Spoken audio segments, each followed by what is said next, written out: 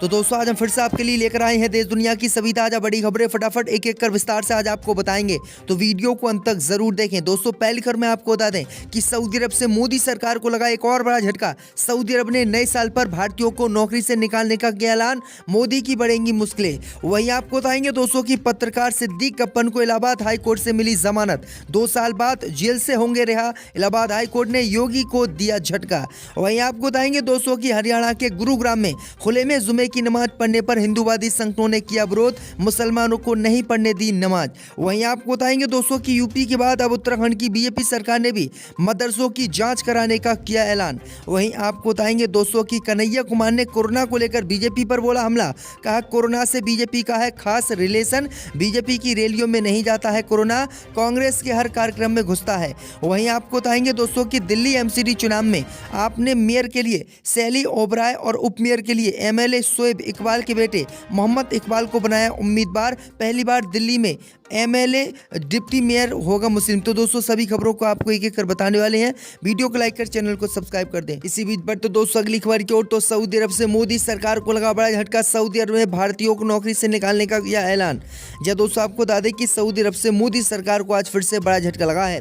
दरअसल आपको बता दें कि नए साल के मौके पर सऊदी अरब ने भारतीयों को नौकरी से निकालने का ऐलान कर दिया है और उनकी नौकरी छीनकर स्थानीय लोगों को देने का ऐलान किया है, जिससे मोदी सरकार की मुश्किलें बढ़ गई हैं। दरअसल आपको बता दें कि सऊदी अरब के मानव संसाधन और सामाजिक विकास मंत्रालय ने मंगलवार को घोषणा की कि अगले साल 2023 से कंसल्टेंसी प्रोफेशन में 35% नौकरी भारतीयों से छीनकर स्थानीय लोगों को दी जाएगी। दूसरे चरण में इसे बढ़ाकर 40% कर दिया जाएगा और 2024-25 तक जितनी भी नौकरी सऊदी अरब में है उन सभी नौकरियों को स्थानीय लोगों को दिया जाएगा और जो भारत या फिर अन्य देशों से जो प्रवासी मजदूर यहाँ पर काम करने आते हैं उनको नौकरी नहीं दी जाएगी। तो ये बड़ी अपडेट आई दोस्तों कि मोदी सरकार को ये बड़ा झटका सऊदी अरब ने दिया है। इसी बीच बढ़ते दोस्तों अगली खबर की ओर, तो पत्रकार सिद्दीक कप्पन 2 साल बाद रिहा होंगे। ईडी केस में इलाहाबाद हाई कोर्ट से मिली जमानत, योगी सरकार को झटका। जब दोस्तों आपको बता दें कि यूपी के हाथरस कांड के बाद जनता को भड़काने समेत कई आरोपों में गिरफ्तार पत्रकार सिद्दीक कप्पन को बड़ी राहत आज कोर्ट से मिली है और कोर्ट से योगी सरकार को बड़ा झटका भी मिला है। ईडी मामले में इलाहाबाद हाई कोर्ट ने सिद्दीक कप्पन को जमानत दे दी है, जिसके बाद वो जेल से रिहा होंगे। सिद्दीक कप्पन 2 साल बाद जेल से रिहा होंगे। इससे पहले 9 सितंबर को सुप्रीम कोर्ट ने केरल के पत्रकार सिद्दीक कप्पन को जमानत दी थी। कप्पन को उत्तर प्रदेश पुलिस ने अक्टूबर 2020 में उस वक्त गिरफ्तार किया था जब भी हाथरस जा रहे थे।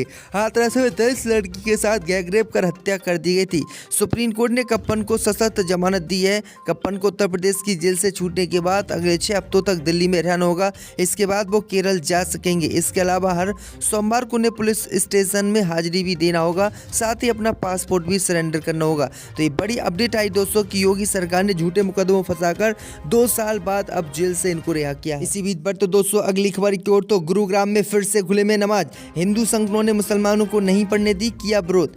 जब दोस्तों आपको बता दें कि दिल्ली एनसीआर के गुरुग्राम में खुले में नमाज पढ़ने पर विवाद फिर से बढ़ता जा रहा है। शुक्रवार दोपहर 2 बजे की जुमे की नमाज के लिए आए मुस्लिम समुदाय के लोगों को बजरंग दल के कार्यकर्ताओं ने वापस भेज दिया, जिसके बाद से मौके पर तनातनी का माहौल बना हुआ है। मामला सेक्टर 69 में खाली पड़े मैदान का है, जहां मुस्लिम समुदाय के लोग नमाज पढ़ने पहुंचे थे। इसकी खबर मिलने के बाद मौके पर पहुंचे बजरंग दल के कार्यकर्ताओं ने पहले विरोध किया और खुले में नमाज पढ़ने से मना किया और फिर बात बढ़ने के बाद बजरंग दल के कार्यकर्ताओं ने नमाज पढ़ने आए मुस्लिम लोगों को वहां से वापस भेज दिया और नमाज नहीं होने दी। बजरंग दल के कार्यकर्ताओं का कहना है कि ये लोग खाली स्थान पर नमाज पढ़ के यहाँ पर मस्जिद बनाने का प्रयास कर रहे हैं और फिर इस पर कब्जा कर लेंगे। इससे पहले भी गुरुग्राम में कई बार ऐसा ही विवाद हुआ था, लेकिन हिंदूवादी संगठनों ने मुसलमानों को नमाज नहीं पढ़ने दी थी। इसी बीच पर तो दोस्तों अगली खबर की ओर, तो धारा 370 को लेकर फारूक अब्दुल्ला ने केंद्र पर साधा निशाना, पूछा क्या घाटी में आतंकवाद खत्म हो गया। जब दोस्तों आपको बता दें कि जम्मू कश्मीर के पूर्व मुख्यमंत्री और नेशनल कॉन्फ्रेंस के प्रमुख फारूक अब्दुल्ला ने शुक्रवार को राजद नेता एबी सिद्दीकी के बयान पर कहा कि यह सच है कि भारत में नफरत बढ़ी है, लेकिन देश छोड़ना कोई समाधान नहीं है। हमें एकजुट रहना है और इस नफरत को खत्म करना है। अगर इससे देश को बचाना है तो सभी धर्मों के लोगों को भाईचारा निभाना होगा। बता दें कि सिद्दीक ने हाल ही में यह कहा था कि उन्होंने अपने बच्चों को सलाह दी है कि माहौल भारत का ठीक नहीं है, वह विदेश में नौकरी करें और वहां पर अगर नागरिकता मिले तो वह नागरिकता भी ले लें, क्योंकि भारत में मुसलमानों का रहना ठीक नहीं है। वहीं आपको बता दें कि शाहरुख खान की नई फिल्म पठान को लेकर जो विवाद हो रहा है, इस पर भी उन्होंने जवाब दिया। उन्होंने कहा कि क्या भगवा रंग हिंदुओं का हो गया है, क्या हरा रंग मुसलमानों का हो गया है, क्या गाय हिंदुओं की हो गई है और बैल मुसलमानों का हो गया है। इसी दौरान उन्होंने अनुच्छेद 370 हटने से आतंकवाद खत्म होने के लेकर भी पूछा और कहा कि केंद्र की मोदी सरकार ने 2019 में अनुच्छेद 370 खत्म कर दिया था, क्या जम्मू कश्मीर से आतंकवाद खत्म हुआ है? तो ये बड़ी अपडेट आ रही दोस्तों। इसी बीच पर तो दोस्तों अगली खबर की ओर, तो कोरोना को लेकर कन्हैया कुमार ने बीजेपी पर बोला हमला, कहा कोरोना का बीजेपी से है खास रिलेशन।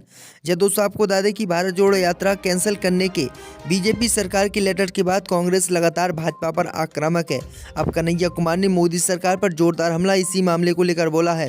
कांग्रेस नेता ने मोदी सरकार पर तंज कसते हुए कहा कि कोरोना का बीजेपी से कोई खास रिलेशन है। कोरोना बीजेपी की रैली में नहीं जाता, भारत जोड़ो यात्रा में आ जाता है। कोरोना का दिन रात का सेंस भी है। संसद में कोरोना था, पीएम मोदी के शादी में जाते जाते कोरोना चला गया। भारत जोड़ो यात्रा में भाग ले रहे कन्हैया कुमार ने शुक्रवार को फरीदाबाद मीडिया से बातचीत करते हुए ये बातें कही हैं। उन्होंने कहा कि पीएम मोदी जब बंगाल चुनाव में रैली कर रहे थे, लाखों की भीड़ थी, तब मास्क नहीं लगा रहे थे, लेकिन जब मुख्यमंत्रियों के साथ ऑनलाइन बैठक करते हैं तो मास्क लगा लेते हैं। कांग्रेस नेता ने कहा कि कोई समझाइए इन्हें कि कोरोना वहाना नहीं बीमारी है। उन्होंने कहा कि राहुल गांधी देश के पहले नेता हैं जिन्होंने इस बीमारी को लेकर सरकार को पत्र लिखकर सचेत किया था। कन्हैया कुमार ने मोदी सरकार पर तंज कसते हुए कहा कि मुझे लगता है कि कोरोना कुछ स्पेशल रिलेशन बीजेपी से है। तो ये बड़ी अपडेट आ रही दोस्तों। इसी बीच पर तो दोस्तों अगली खबर की ओर, तो दिल्ली एमसीडी चुनाव में आपने मेयर के लिए सैली ओबराय और उप मेयर के लिए शोएब इकबाल के बेटे मोहम्मद इकबाल को बनाया उम्मीदवार। जब दोस्तों आपको बता दें कि दिल्ली एमसीडी चुनाव में ऐतिहासिक जीत के बाद अब आम आदमी पार्टी ने मेयर और डिप्टी मेयर पद के लिए अपने उम्मीदवारों के नामों का ऐलान कर दिया है। जहां एक और सैली ओबराय को मेयर पद के लिए उम्मीदवार आम आदमी पार्टी द्वारा बनाया गया है, तो वहीं डिप्टी मेयर पद के लिए मटिया महल से विधायक शोएब इकबाल के बेटे अले मोहम्मद इकबाल के नाम का ऐलान किया गया है। आपको बता दें कि मेयर और डिप्टी मेयर का चुनाव 6 जनवरी 2023 को होना है। दिल्ली एमसीडी चुनाव के नतीजे 7 दिसंबर को आए थे। 250 सीटों में से आम आदमी पार्टी को 134 सीटों पर जीत मिली थी। वहीं बीजेपी के खाते में 104 सीटें आई थी। वहीं कांग्रेस को 9 सीटों पर जीत मिली, 3 सीटें निर्दलीयों के खाते में गई। तो ये बड़ी अपडेट आ रही दोस्तों कि अब दिल्ली में पहला डिप्टी मुस्लिम मेयर होगा। इसी बीच पर तो दोस्तों अगली खबर की ओर, तो गुलाम नबी आज़ाद की पार्टी अभी जमीन पर उतरी भी नहीं, कांग्रेस नेताओं की होने लगी घर वापसी। जब दोस्तों आपको बता दें कि जम्मू कश्मीर के दिग्गज नेता व पूर्व मुख्यमंत्री गुलाम नबी आज़ाद ने कांग्रेस से 4 दशक पुराना नाता तोड़कर डेमोक्रेटिक आज़ाद पार्टी बनाई। जम्मू कश्मीर की राजनीतिक जमीन पर अभी पार्टी उतरी भी नहीं कि एक के बाद एक नेता साथ छोड़ते जा रहे हैं। पिछले 2 दिनों में 4 बड़े नेता गुलाम नबी आज़ाद की डेमोक्रेटिक आज़ाद पार्टी से अलग हो गए हैं। माना जा रहा है कि डीएपी से अलग हुए नेता एक बार फिर कांग्रेस में घर वापसी कर सकते हैं। गुलाम नबी आज़ाद की डेमोक्रेटिक आज़ाद पार्टी बनाने में अभी 3 महीने का समय भी पूरा नहीं हुआ है, लेकिन आपको बता दें कि इस पार्टी के अंदर ज़बरदस्त उठापटक शुरू हो गई है और लोग इनकी पार्टी को छोड़ रहे हैं और कांग्रेस पार्टी में शामिल हो रहे हैं। तो ये बड़ी अपडेट आ रही दोस्तों। इसी बीच पर तो दोस्तों अगली खबर की ओर, तो यूपी के बाद अब उत्तराखंड की सरकार भी मदरसों का कराएगी सर्वे।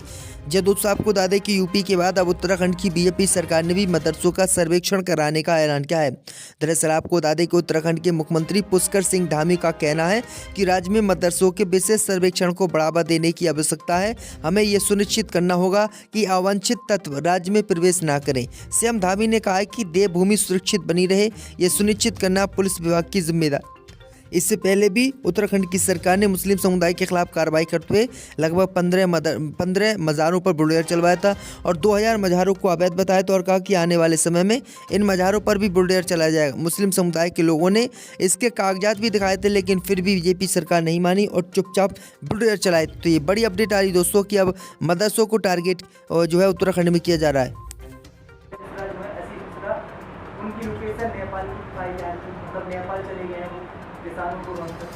देखिए, गृह राज्य मंत्री इस देश का एक बहुत बड़ी पावर है और बहुत ही डेकोरम वाला पद है। उस पद की गरिमा को रखते हुए प्रधानमंत्री जी को चाहिए कि उनको बर्खास्त करें और ये नोटिस बोर्ड चिपकाना, म्यादी करना, ये करना वो करना सब ड्रामेबाजी है। सरकार जब तक नहीं चाहेगी जब तक गिरफ्तार नहीं होगा। तो आप क्या आगे सरकार कार्रवाई करेगी? आप किसानों के लिए सरकार बनने पर क्या कर सकती है समाजवादी पार्टी, क्या मदद करेगी? देखिए इस वक्त तो सुप्रीम कोर्ट से हमें उम्मीद है सुप्रीम कोर्ट ही कार्रवाई करेगा, तो भी इन गरीब को